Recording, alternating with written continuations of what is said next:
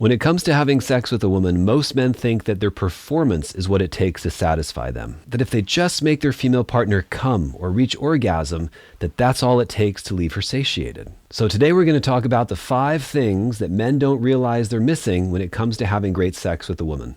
My name is Tari, you're watching the Closeness podcast, and this is your new sexual education.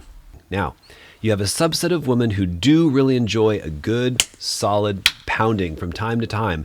It doesn't require any pretense. It doesn't require flirting and seduction and cleaning the house and making her feel great. She simply wants it, and if you as her man can provide that stimulus, it will, in fact, get her off and make her feel great. But believe it or not, a lot of women find that boring. A lot of women don't find it interesting to just go and have sex with someone, or go and have sex with their partner, who they may love and who they may be attracted to. They want something more, something different. And men tend to measure all of their ability to satisfy through performance. Did I stay hard? Did I last a long time? Did I make her come? And while these things, generally speaking, are important to everybody, certainly staying harder tends to be better than not. Making her orgasm is better than not. However, that is not the secret to great, long-lasting, or connected sex. There's more. So, what is it? What do women want? What is this thing that you have to do in order to give them a great experience? Well, it's not so much you need to do something physically, like place your fingers here or hit it from that angle. You want to think of it more as an enveloping experience. What are you making her feel? And by feel, I don't mean orgasmic pleasure. I don't mean sexual stimulation. How are you rattling up, enticing, arousing, and seducing her emotions? This is why I tell men that globally, most women do not want to be asked for sex. Do you want to go have sex? Do you want to go upstairs? Tends to be one of the worst things you can say to most women, because it absolutely kills all of the fun and joy out of it, and it takes away the mystery, the excitement, and the emotions. This is why I constantly say that just kissing her often doesn't work, just going in for the kiss doesn't work, just trying to make something happen and getting it in doesn't work. She needs more. So let's keep talking about that. The next thing to remember, or number 2, is that all of us can tell by the energy with which we are addressed by others, the vibe and the energy that's behind it. If someone comes in who's very hostile and aggressive, everybody in the room knows it. I mean, I'm sure, guys, there's been countless times where you've either seen a woman out to dinner or you've been out to dinner with a woman, and when she shuts it down, when she decides to get very serious and quiet and coy, but super friendly to the waiter, but really mean to you, or just very demure and like looking at her phone, and there's just silence at the table, you know how uncomfortable that feeling is. This is what the vibe is all about. What is your vibe? What is your energy? How can you give her an experience instead of just the usual, good morning, babe, I love you? Now, most men are going to default to one certain kind of vibe, and it looks like this.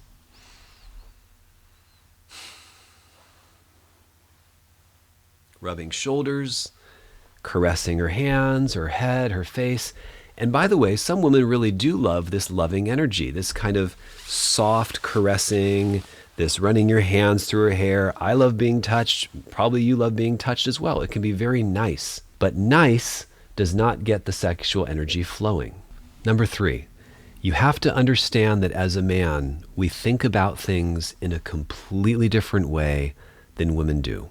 When we want sex, we just want it, we crave it, we're aroused, we feel hard, excited, horny, whatever, and we know we want to do something about it. It's called spontaneous arousal. With most women, that kind of energy needs a little bit more stirring up. And while we are not craving an experience other than a hot one that's like feels really good and we get to have sex with a beautiful woman that we're attracted to, women actually are sometimes, and for some women, going through the motions of sex, taking off their clothes, getting naked, having this whole process happen, even though it can feel really, really good, becomes a duty, a chore, a checklist, something that they do to keep their husband happy, instead of something that is meaningful. And I understand if you've been married for a long time, decades even, how are you going to keep it fresh time after time after time again? And the simple answer to that is, well, you've gone this far, 10, 20, 30, 40, 50 years, and you haven't been keeping it fresh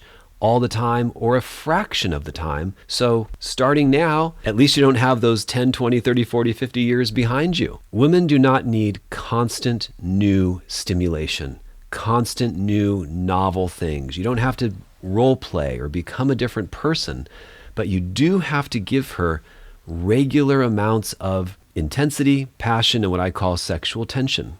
All right, number 4, if you don't give this to her, a woman can still have a moderately enjoyable time with you. She can still have an orgasm. She can still say the sex was good. She can still have a nice enough time. And I think that billions of women throughout history, the ones who were lucky enough to have a decent time with their partner, where their partner cared about investing in them and making them feel good sexually, women found this to be enough, or allowed it to be enough, or didn't know there was more to it than that, or just went along with it because, hey, my man's attentive, he's affectionate towards me, I get mine, he gets his, as so many couples like to work it out. But there's always, always more. And there's a way to interact that keeps her on her toes, that keeps the tension high, that keeps her wondering what's going to happen next. Now, I can give you several ideas on this, and the bulk of many of my podcasts do just that, but it is up to you to figure out what does it for your woman. All right, so number 5, what is that missing ingredient? In my opinion, it's usually lacking some form of desire or want for your partner. Of course you desire her. Of course you want her. But do you want her for your own selfish needs, like you want to finish, you need to get off, you need a release, you want to come? Or are you so turned on by her and excited by her that you can't contain yourself? This is a very dangerous thing to talk about, because it is not a guarantee that just because a man is here and a woman is here, that this man is going to be falling all over himself because he's so aroused, so excited, and so turned on that he just can't help it. He wants to rip her clothes off and have his way with her. It's also not a guarantee that just because you met, or you're in love, or you find each other attractive, or you live together, that you're married, that that man is going to feel so overwhelmed with passion and desire that he just can't help it. And after being rejected so many times, it's very unlikely that he's going to allow himself to display that side of him. And in the world we live in, post-Me Too era, people making accusations, people posting public videos of men watching a woman in skin-tight yoga pants do deadlifts. Men are a lot more reluctant to be that kind of forward. But let's just say you're in a relationship and you're ready to do this as a man, and you're married and you want to pursue your woman in that way, in a way that makes her feel wanted and desired. It is not treating her like fine porcelain. It is not being so taken aback by her beauty and amazed that you feel less than. It's about you amping up your sexual energy, ramping up your masculinity and your intensity, and letting it come out in a sexually attractive way to her. It's not the case that this is different for all women. It's just different for some women. And maybe there's a handful of ways that that plays out. In my office, I'll do demonstrations where I walk by someone's partner with their consent and I give her a look, a smoldering look, okay? 9 out of 10 times, the women in the room feel the energy and they're like, that's hot, that's exciting, that's arousing, I like that, that turns me on. Sometimes the guys get it or don't get it. But 1 out of 10 times, a woman might say she feels, ooh, that's a little aggressive, that's a little strong, that makes me feel nervous, or it feels a little intimidating, that look. And that's how she internalizes just a smoldering, serious look. You have to figure out, what does your woman feel? But because you very likely are sarcastic, or joking, or playful, or doing baby voices, or being silly together because she's so silly and she's so fun, and it's very hard to break out of that cycle, you very likely never know, and may never know, what it's like to pique her arousal, to really get her going. And the only way you can do that is through allowing your masculine essence, your sexuality, the animalistic part of you that can't get enough of her. So your job is to walk that line, that tightrope, and not be too soft, gentle, girly, playful, sweet, delicate, kind, which are nice qualities in themselves. I always qualify that.